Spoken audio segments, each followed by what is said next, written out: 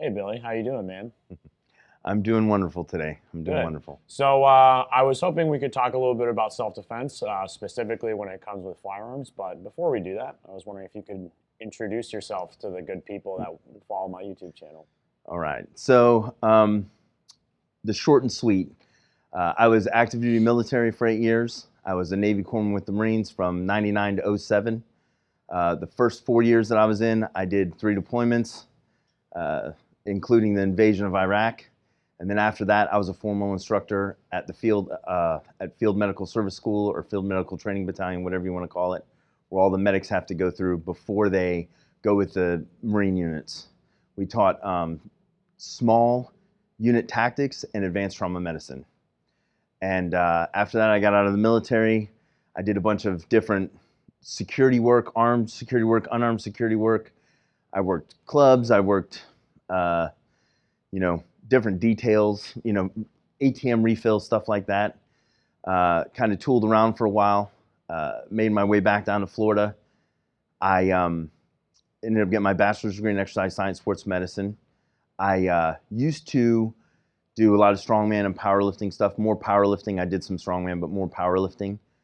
And about 8 years ago, I started my company, T3, and I teach pistol, CCW classes, draw from holsters, shoot and move, rifle, shotgun, home defense, self-defense. Sometimes we do like a woman's self-defense class or a girl's self-defense class. And We're definitely gonna hit on that. yes, we will definitely hit on that. I used to run Manatee Gun and Archery Club about 6 years ago. And then about 4 years ago, I took a different job as an armed professional. So I still work as an armed professional and I teach. I stay busy. So how long have you been teaching firearms? Well, I really started teaching firearms in 2004 for the military. I've been doing it civilian side of the house since I always kind of taught and helped people out and stuff like that. I always had a good heart. I knew it. So like if someone had a question or whatever and I was around, I would help them out. Sure.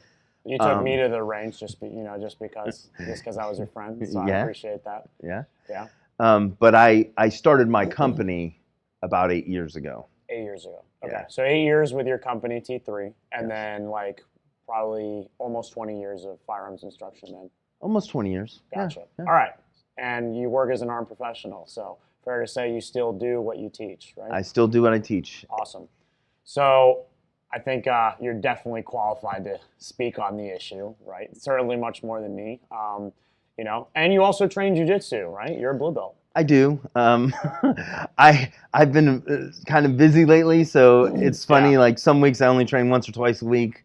Some weeks I get to train 3 or 4 times. Hey man, but twice a week is enough. I always tell people, like twice a week is enough for consistent improvement. Once a week is enough to maintain your current level of skill, But if you do at least twice a week, you can still improve. Now, when it comes to firearms, right? I made a previous video specifically talking about self-defense for women, but I think this goes generally speaking. Acquiring jiu-jitsu skill or martial arts skill in general takes a long time, yes. And so like the conversation I have with people, it's like, look, it's not how much better you're going to be 2 weeks from now, right? It's how much better you're going to be 6 months from now. How much better are you going to be prepared to defend against a real situation? Now, it seems to me with a firearm, you can instantly improve your chances of surviving a dangerous encounter or surviving a home intrusion if you get a gun and go to the range even just a couple times. Is that fair to say? Even though obviously I know you'd recommend far more training than that, but I would say that yes, it can have a very large impact in a very short period of time, as long as your safety is proper and you practice. Yeah. It is a perishable skill, like jiu-jitsu or like most anything is a perishable skill. But I'm gonna do a comparison real quick, and listen, you may only need basic skill to defend yourself at your home or when you're out, as a concealed carry holder or whatever like that. But to really run a firearm good it takes the same amount of skill as it would be to be like a top tier violin player. Sure. I mean, when you're talking about running a firearm really good and confidently, through, many different tasks or threats or whatever, you can It's really. a lot harder than just point and shoot, guys. It's a lot harder than just point Take and it shoot. from me, I'm an amateur still with firearms, so. But I think you can get a lot of bang for your buck with just, getting into a firearm, getting some basic training, and then practicing that stuff. Right. It's very important. So would you recommend to a beginner, like, hey, find a reputable firearms instructor, have them take you through like a safety course, have them take you through, basic range training, basic firearms training, basic draw, you always told me like that's the most important thing, is your ability to draw effectively and stuff. So what would you recommend? Is it like to find somebody or, So I do recommend to find somebody. I recommend to seek out training. And I'm a stickler about training. So I've been doing this roughly 20 years. I just signed up for Sig Sauer's Pistol 3 class just to take one of Sig's classes. I signed up for the Sig Pistol Instructor class that's 5 days at the end of summer. I'm looking at another course right now. I try to do separate from my training with my work as an armed professional still, I try to do 2 or 3 good classes a year. So you're always improving your skill. I'm always trying to improve my skill. Basically the same thing jiu-jitsu instructors do. Like good jiu-jitsu instructors, I'm still going to seminars. I'm still inviting people down to my school to kick my butt, we're always looking to improve our skill. So it makes sense that you would do that with firearms too. So. And another thing is, and I like, I want my students to train with me and stuff, but I'm fine with people training with other instructors. I mean, there's other instructors like in my area that I really like, and they're good instructors. And sometimes they'll co-teach with me if we have the opportunity. Yeah. So you don't have a culture of possessiveness and, that kind of thing that the jiu-jitsu community still has a little bit. I try not to. Good. I try not to. I think one of my faults with that, maybe just once people train with me, my rhythm, how I speak, how I teach is very consistent and makes people comfortable, so they kind of stay with me for extended periods of time. Yeah. I agree. I mean, you can. I can attest you've to that. trained with me, so I can attest to that. I train with Billy. My fiance Chelsea trains with Billy. He's really good about making people comfortable, and you place a big emphasis on safety. Like the first, I think the first lesson we ever did together was like a 5-hour safety course or something like that. So, and let's speak on that because that's really important, right? Yes. Safety it's got to be your first and foremost. It's bad enough to have to shoot somebody that you have to shoot. You do not want to shoot someone you don't need to shoot or shoot yourself. You can go on YouTube and you can see a lot of self-inflicted gunshot wounds. Yeah.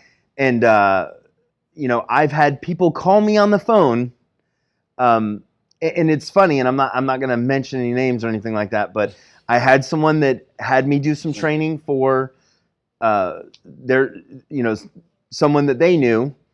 I asked if they wanted to join. They said, "No, I'm good." And about 3 months later, they called me and they had a negligent discharge in their leg, and they were on the phone with me. Now, because of my combat medic training and stuff, I walked that person through what they had to do to stop the bleeding, and I made sure they got to the hospital as fast as possible. Yeah, awesome. But I'm glad he's all right. But had he taken that safety course with you, perhaps it wouldn't have happened. Probably would have helped. Yeah.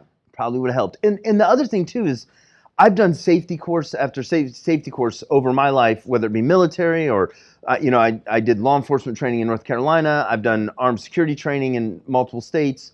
The more you do that stuff, the more you see it, the more you hear it, and you see it and hear it from different angles, so you become more familiar with it.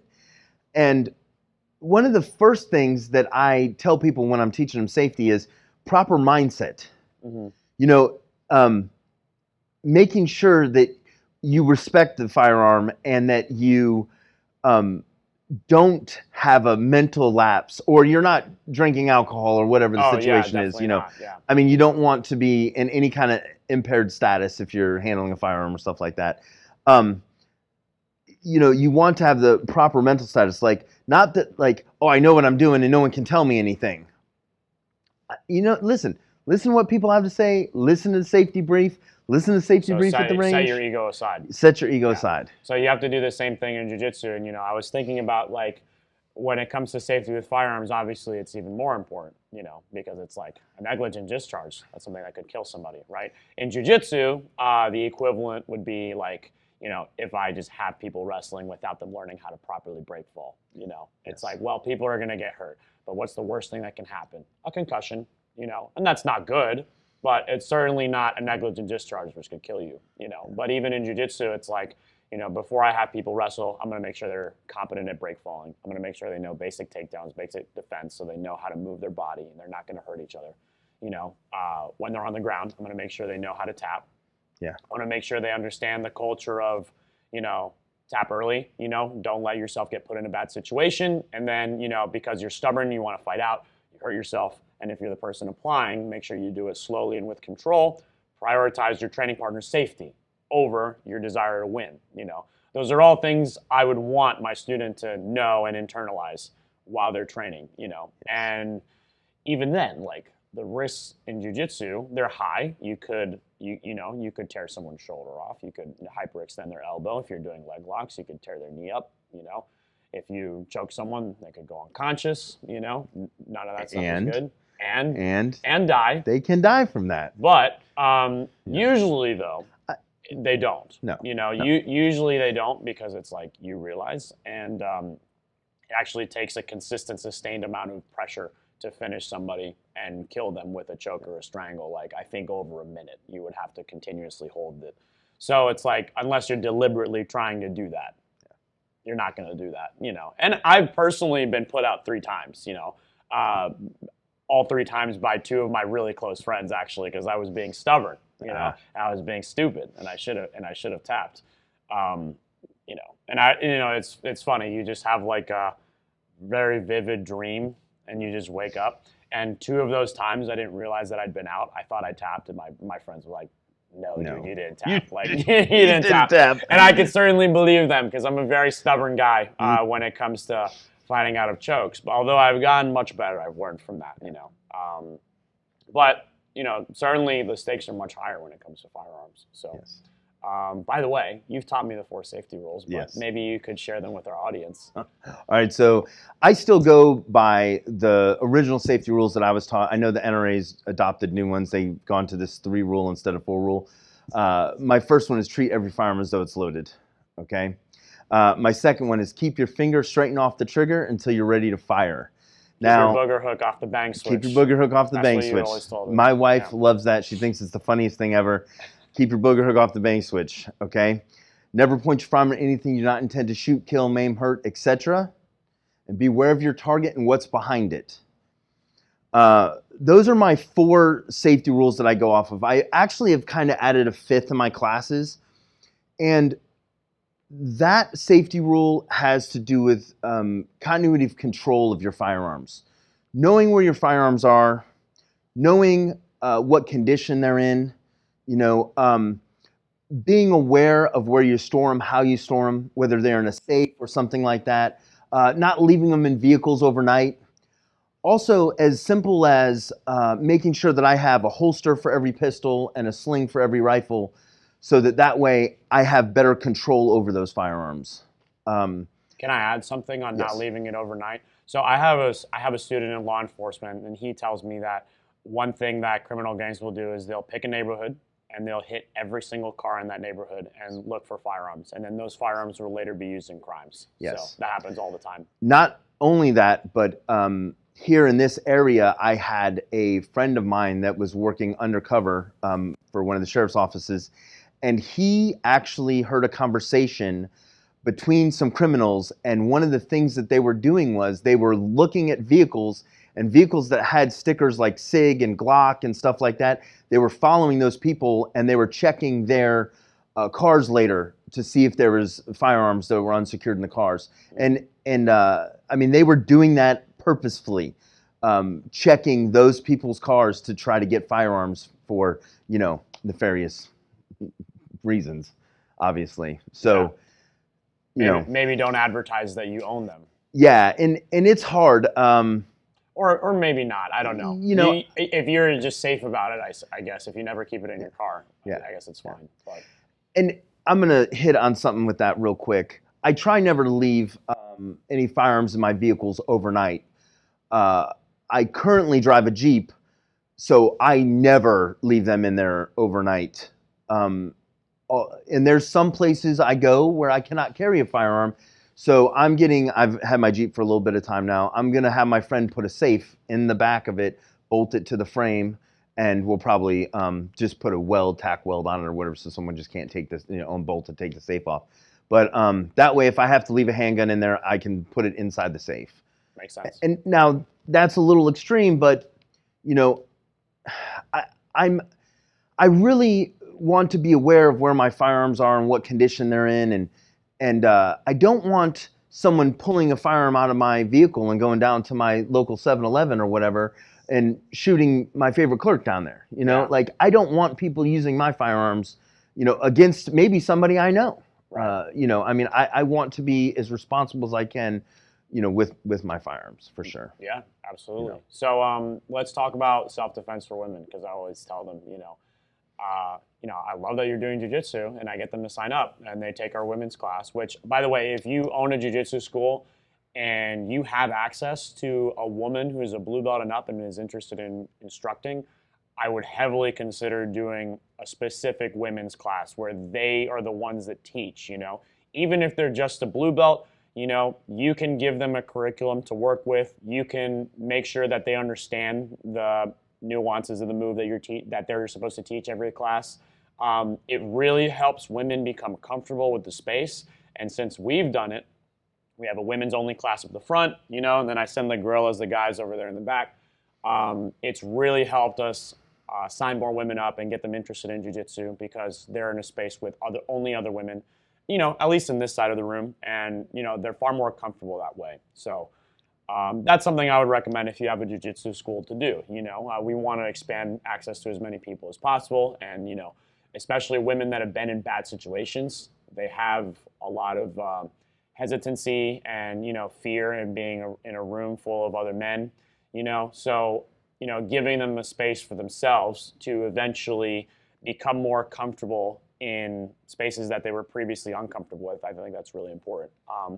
But that being said, I always try to get women into jiu-jitsu. I think it's fantastic, given, the sexual assault situations that they have to defend themselves from, which is basically a grappling situation. Jiu-jitsu is excellent for that. However, and just like we said in the beginning, there's something immediate you can do to improve your chances of surviving a bad encounter, which is to get a firearm. And look, jiu-jitsu is awesome. And get training. No. Look, same thing as jiu-jitsu. Look, you wouldn't train jiu-jitsu in your garage by yourself with a grappling dummy and expect yourself to get better. No, you need guided instruction, and it's the same thing with firearms, obviously. Now, look, jiu-jitsu is awesome. I think it really will help increase your chances of surviving a bad encounter. However, there's not much that a 100-pound woman can do to have a perfect chance of surviving an encounter with a 250-pound guy, based on pure martial arts skill, okay? There's just too much of a size and strength difference to where jiu-jitsu can reasonably overcome that, unless you're talking like a decade of training or more, okay?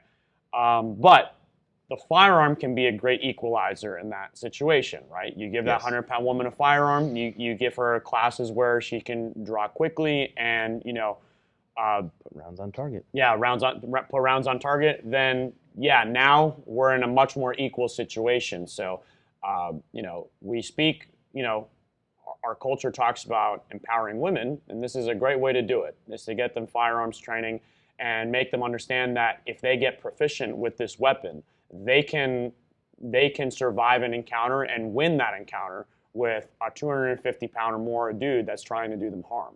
and I think there's nothing more empowering than that. So. No, I agree. There's nothing more empowering than that. I love teaching women, and I also do safety classes for kids, and a lot of times I'll start them off on like BB guns or airsoft and stuff like that. Yeah. I think we should do that in schools too. I hear you. It's a controversial point, but I can expand on it later. I think everybody should like know the 4 safety rules and understand how firearms work, because well, there's, I don't know, 400 million of them in the U.S. I don't know what the number is. I'm just more saying guns something. than people. But your chances of coming across a firearm during your life is high. So you might as well know how to be safe with it. Yeah. I mean, it's a skill everyone should know. Absolutely. Even in countries where, guns are banned or highly restricted, that's still the case. Illegal people tend not to, criminals tend not to care about the legality of carrying weapons and, committing crimes. So, but yeah, I definitely think women should train firearms. Now, one more point to that too. Sure, go ahead. Listen, bad guys are predators. They're hunters. Bad guys, bad women. I mean, they're all out there now. Yeah, but statistically, 95% guys. It's more guys, no doubt. But they're predators, and predators, no matter where you look, they want to be outnumbering the other person. They want to be overpowering the other person. They generally are not going to look at me and be like, that's the guy that's the good that's victim. The easy target. Yeah, no. But they are going to come in force. So, yes, for our ladies, for our men also, though, it's not, I'm a 280-pound guy. I can fight another guy. But once you start dealing with numbers, you go to a big disadvantage. And I feel much more confident with a firearm if I'm dealing with 3 to 5 people than if I was just, hands-on. Yeah, it's hard. It's almost impossible, basically impossible to win, a fight using grappling if you're going against 3 or more people. Almost impossible. I mean, that's a rough day. Yeah. You better be Mike Tyson. Well, exactly. That's where striking skill is actually more important than grappling skill. Is when you're, if you have to fight more than one person, then, I would say, if you have to fight 4 or 5 people, and there's a guy who's a really good striker and there's a guy who's a really good grappler, I would say the striker is probably going to have a much better chance of coming out of that on the other side. Yeah. So. Sure. That being said, the guy with the firearm has a better chance than both of them, and it's by a lot. Yep. So. Oh no, definitely. Depending on training and stuff, it definitely is an equalizer. Yeah. One thing that I want to mention about, our firearm is a tool. Our striking capability is a tool. Our ground capability is a tool. There's other tools out there also. Flashlights, defensive flashlights, ASP, pepper spray. The more we have, the more we train with different tools and we have them with us, the more options we have should something happen. There's 2 things that I kind of talk about when I'm teaching sometimes, and one is like having right tools for the right job, and another thing is recognizing that you're in a bad situation. The sooner you recognize that you're in a bad situation, the more time and options you have. And that can be very important. It can give you the options to disengage. Right. It can give you the options to not even let that situation develop into a totally terrible situation. Recognizing what's going on around you. And that's part of training. I mean, and I think that training jiu-jitsu or striking arts will help with your shooting also. And I think our shooting can help with our jiu-jitsu and our striking stuff also, because it makes us more well-rounded. To put all your eggs in one basket, I don't feel is a good way to go. And really, I'm going to try to do more stuff with some of the jiu-jitsu schools that we're associated with. Yeah, that would be awesome. Men's classes, women's classes, and you said something earlier about women instructors for firearms or for jiu-jitsu, but also for firearms. Yeah, that's true. I do very well with women because of the way that I present myself, You're a but big teddy bear. well, after they get past the initial look, everyone's at No, first they're he's a nice guy. But once they actually talk to me, they're like, oh, that guy's not so bad. He's not going to eat my firstborn. It's okay. Yeah. I do well, but if a female firearms instructor is what you want, like, please find one. Like, go out and find yourself one. And there's a lot of reputable, USCCA, NRA. You can tap into those places, and they usually can provide instructors, that are in the local area and stuff like that. And that's important.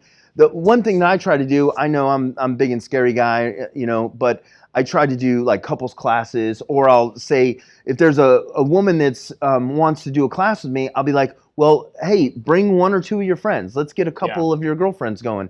So that way they feel more comfortable. It's their same thing for jiu-jitsu, man. They're way more likely to show up if they've got a friend coming with them, because going into a new space in any martial arts situation is like very intimidating for people.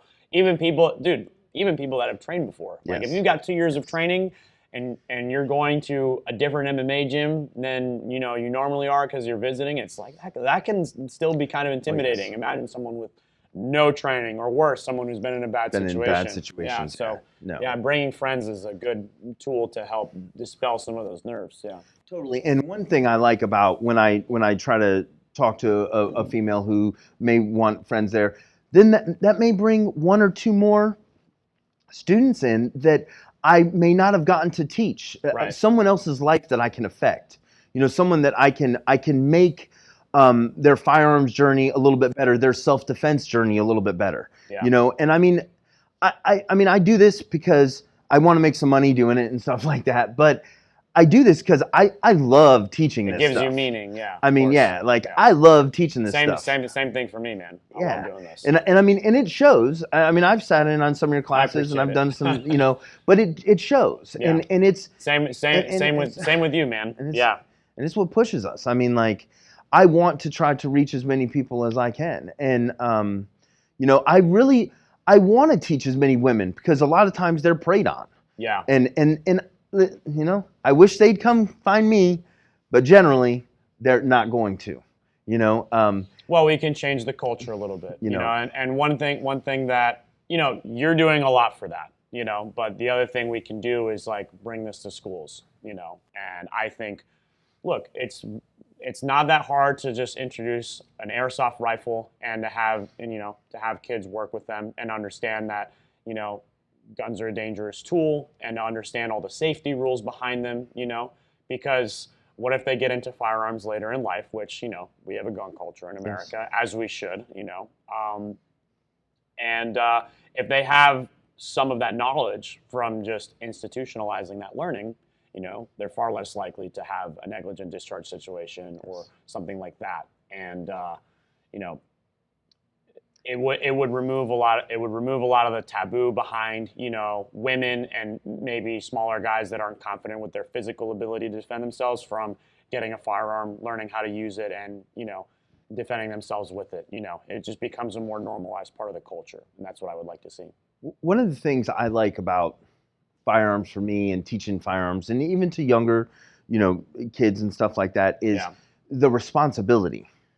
I'm trying to teach them responsibility. And listen, I have certain feelings about, I don't necessarily know that every person should drive a car. I don't necessarily know that. Yeah, certainly not. That every person should own a large dog. I mean, we have to be responsible. And the more responsibility we take on in our daily life with firearms or guns or cars or whatever it is, the better people I think we become. Absolutely. And I like teaching that responsibility portion of it too. That's absolutely huge. I've made a video about my jiu-jitsu kids classes, and I say that for under 12-year-olds, I don't teach submissions as part of the general class. I have a separate competition team class, which is invite only. And I only invite the kids that I've seen in class for a few months. And I'm like, okay, this kid has the emotional maturity to be able to deal with this information, not hurt themselves and not hurt another student, And so I have a selection process because some kids are just not ready for it. And it goes by age. Yeah. I've seen 6-year-olds that are way more emotionally mature than 11 and 12-year-olds. Yeah. And I would be more confident that that 6-year-old would take this information and be responsible for it than that 11 and 12-year-old. Yeah. So guess what? That 6-year-old is going to be in my class, and that 11, 12-year-old is not going to be, And yeah, responsibility is huge, and we need to take personal responsibility over our own safety, our own protection. One thing that Jocko Willink talks about, who I like him, he's a cool. I like him. He's a cool guy. He says like freedom is discipline. It's also responsibility. If you don't take responsibility, if you don't take ownership of your own actions and responsibility over the direction of your own life, then you cede your sovereignty, you cede your freedom to outside forces. And so if enough people in a society do that, it becomes tyrannical, it becomes authoritarian. If you have a society of free, sovereign people that take responsibility and ownership over their own situations, their own protection, then you can't enslave that society, So on a national scale, right, this is a really important concept. But on an individual scale, which the national scale is just made up of individuals, but on an individual scale, we all contribute towards shifting the balance in one direction or the other. The more personal responsibility we take for ourselves, not only is our life going to improve, because, if you take ownership of your own life and say, this is on me, then you're going to take steps to improve it because you now have a hopeful mentality of like, okay, I'm going to take responsibility. That means that I have the ability to change things in my life. And so I'm going to take steps to do that versus like the guy who deflects responsibility and says, it's not my fault, it's all outside forces. That person is much less likely to take steps to improve their life and take responsibility and ownership. So, and part of that, I also feel that, we should take responsibility to defend ourselves. We should take responsibility to have, some supplies for hurricane season. Yeah. I think that we should, as people, take some responsibility to get basic medical training. I think that those are all important things. That would be great too if we brought that to schools. If like every kid had to take a CPR class, and a lot of schools do that. Now they don't make them per se, but even at schools that I'm familiar with around the this area, they do offer CPR classes and stuff like that. Yeah, that's awesome. And that's also something that I've been, I taught advanced trauma medicine for the military. I'm currently a CPR instructor, stop the bleed instructor. So I'm also going to try very soon to put together a medical class for the people that train with me. Yeah, and we're going to do a probably a 6-hour medical course, and then we'll do like some shooting or something just so everyone can like blow some steam off afterwards. But yeah, it's important to have some basic medical training. Listen, it's a crazy world out there, and we can't rely on everyone else to do everything for us. Yeah. We have to be able to take care of ourselves. Our families. I mean, it's a very important thing, and it's more difficult in the modern age too, because like labor has gotten so specialized. Like people have such specialized work that they do, But yes. even in this society where the division of labor has just become insanely, not distributed, but specialized. Yeah. It's just everyone's got their certain peg. Everyone's got their very specific, role, and even in academia, it's like everyone's got their very specific field of expertise, but you still have a responsibility to have, a general awareness of things that are going on around you. And it's like, look, I know about the Dunning-Kruger effect and all that stuff and how, look, just having a little bit of knowledge can be more dangerous than having no knowledge. You should still approach this with humility, but you don't want to cede your critical thinking, and you don't want to cede knowledge in all these other aspects that are important to your life to other people, especially if, that institutions have a tendency to sometimes become corrupted. Like you need to do your best to have as much important knowledge in all these areas as you can. So like, I want medical training from you. I definitely want to do that. I also want to learn how to grow my own food at one point, Yes. But that takes time, and I realize that. So I'm progressing towards that slowly. Maybe. I do kind of consider myself kind of a Renaissance man. Like you do a lot, man. Yeah. I try to have a lot of knowledge in a lot of different areas. I've been very fortunate. I've been blessed with some incredible people in my life that have taught me many different things in many different areas. And I've also gone out and, paid for, worked for, whatever knowledge in a lot of good places. But there is a joke amongst some of the people that I'm around that, like, I'm the perfect, like, end of days type person to be around because of all the interesting training that I have and some of the aspects and stuff that if you want to survive the apocalypse, you're going to need to learn all the skills that he has. Good. I wanted to bring up one more thing I'd forgotten about. Kids, you talked about responsibility and giving kids responsibility. That's exactly what you need to do.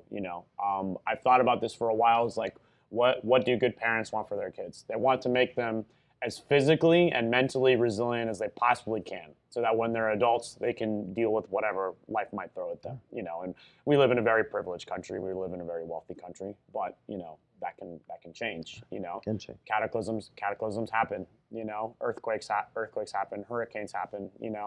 Hell, it might be a meteor that drops out of the sky one day. You don't know. So you want to prepare kids to be as strong as possible. And that requires discomfort. It requires gradually giving them more responsibilities. So it's like, as parents, when they're very young, they have very few responsibilities. Maybe they got to clean their room. Maybe when they're like four or five, if they're playing with toys, they got to put them away. But that's still something, and that's important. And maybe when they're 6, okay, now you give them some chores around the house. They can start cleaning some stuff, which is very simple and easy for them to do. Like they can sweep, like nothing that's going to be too complicated. And then as they get older, you give them more responsibilities, more chores. You give them more freedom too, right? Because as they become more responsible, you can trust them with more freedom, right? You don't want to give them too much freedom right away. Yeah. Because then they have no limits, and kids need limits because they're not adults yet. They're not mature enough to handle the kind of freedom that comes with being an adult. But you gradually want to give them more responsibility so that they can handle more freedom, the more freedom that you give them responsibly. And that's how I kind of think about it. And I've taught kids for 5 years, not the longest. There's people out there that have taught kids. That's some experience. Yeah, they've taught kids for 30 years. But it's been long enough that I see the younger kids gradually become more mature and more capable. Like it's hilarious watching like the 6 and 7-year-olds that are like huge problems in class. Like they're not paying attention and they're running around, and then I gotta make them do squats, push-ups, and get them back in order and make sure they're doing what they're doing.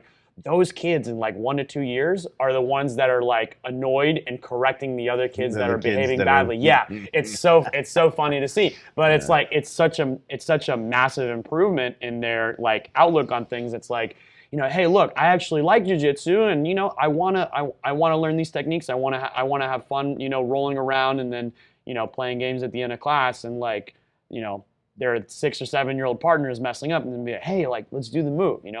That's awesome. So you gradually see them, and there's many other ways I've seen this, but you gradually see them become more mature. You see them become like role models in the class where they're always doing what they need to do, and the other kids look up to them because now they've got some skill under their belt too, and that's important too, is the kids that are most skilled, like a lot of the other kids look up to them, and it's like if they set a good pattern of behavior, then that becomes adopted by everybody else that's a little bit newer, So there's a lot of applicability that this has, I think, to larger society and the way we raise our kids and the messages we give them. So, for sure. One more thing I wanted to say too. I went over the 4 safety rules real quickly. At a later time, I would like to expound on them and just put a second video up because I really want to put the safety piece out there for everybody for free. So I really, and the safety rules, they're very simple, but they have a lot of different meaning in a lot of different areas. And I just want to kind of, later really hit on those and really help everybody be safe out there. Sure, absolutely. You want to run through them really quickly again? Well, I can run through them quickly again, but I mean, we'll make a separate video, but this is the last I can spend some time on this. Yeah, I know. So again, treat every firearm as though it's loaded. It doesn't matter if you picked it up, if you cleared it already, what you've got going on, you want to make sure that you treat every firearm as though it's loaded. You want to treat it properly because it will prevent you from having an accident. You want to keep that finger straighten off the trigger until you're ready to shoot.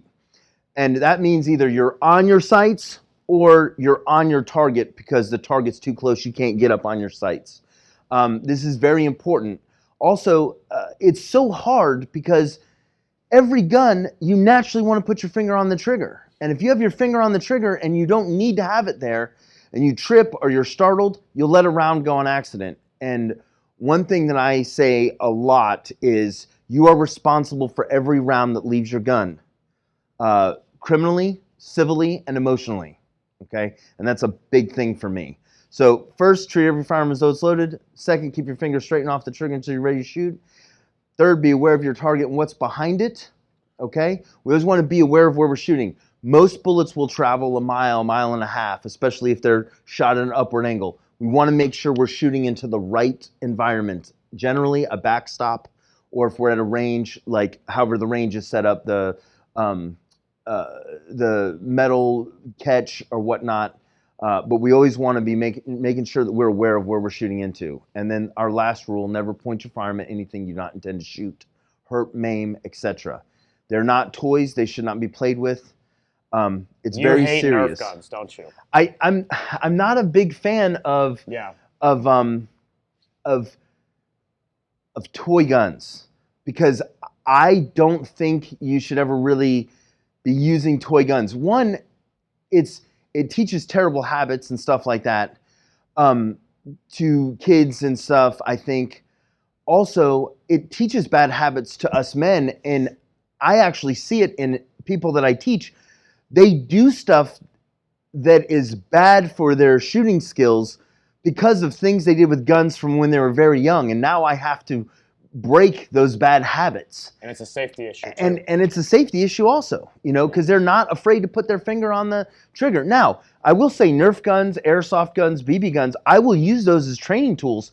And if I'm using those as training tools with kids, they will treat those firearms as though they're those Nerf guns and airsoft, and they will treat them as though they're real guns. Right. But that's the difference. But that's the difference. You're using them as a training tool, yes. Not as like, all right, kids, have fun, blast each other with Nerf guns. Yeah. And, again, yeah. I think, you explained that to me, and I'm like, this makes perfect sense. That like not only bad habits when it comes to actually using a weapon, but a bad mentality when it comes to using weapons. A bad mentality. And that's really important. They are not toys. So parents, don't let your kids have Nerf guns. I mean, I'll make that strong statement because I agree with your argument. Maybe you're like, parents do whatever you want. Well, I mean, listen, I'm not trying to tell people how to parent and stuff and whatever and all that, but I think you make a very strong case for there's a strong case for not for doing that, and it's valid, I think. Yeah. All right. That's why I said it. Billy, thanks a lot, man. So No your problem. Company's T3. You got a T3. YouTube channel too, right? Yeah, I believe my YouTube channel is Take Tutko. You haven't used it in a while? Yeah, I haven't used it in a while. But Okay. you can. I've got mostly like some of my powerlifting stuff, and there's probably one or two things up there now. But I need to start putting more content up, especially like safety stuff and whatnot. So I think a lot of people are interested in that. So. I'm gonna be working on that over this summer, and come check it out. If you look up Billy the Tank Tutko, I'm generally, you can find me on YouTube. My company's T3. I'm in Sarasota, Bradenton. Sometimes I travel up to Jacksonville, Florida to teach. I got one of my buddies that I'm very close with. I go up there and do stuff for him, or like his wife and some of their friends and stuff, firearms wise, once in a while. My email is tanktutko@hotmail.com. So if anyone has any questions or anything, they can get in touch with me. So if you guys are in Central Florida or close to Central Florida, they can hit you up for training. And I definitely give them 5 stars. Highest possible rating. Billy's awesome. Well, thank you. All right. I appreciate Thanks a lot, it. man. Yeah, Appreciate no problem, it. brother. Thanks for talking to us. Yeah, thanks for having me. I hope you guys like this video. I'm going to try to bring in more people with different perspective, especially people that train Jiu-Jitsu. Beilly's a blue belt. He trains Jiu-Jitsu, but obviously his expertise is in firearms, and thanks for that. That was really informative. And, I hope you guys take some stuff from it. If you're interested in getting into firearms, make sure you do it properly. Make sure you get an instructor and all that. If you like this video, guys, make sure you share it, especially the jiu-jitsu people out there that maybe aren't educated on firearms or, are borderline about, whether they should get one or not. I think this is important information for them to hear, If you're new, subscribe to the channel. We'll put more content out like this. We're going to do a few more videos with you, getting you to expand on some of the important stuff. So thanks a lot, guys, for watching. Appreciate it. We'll catch you next time.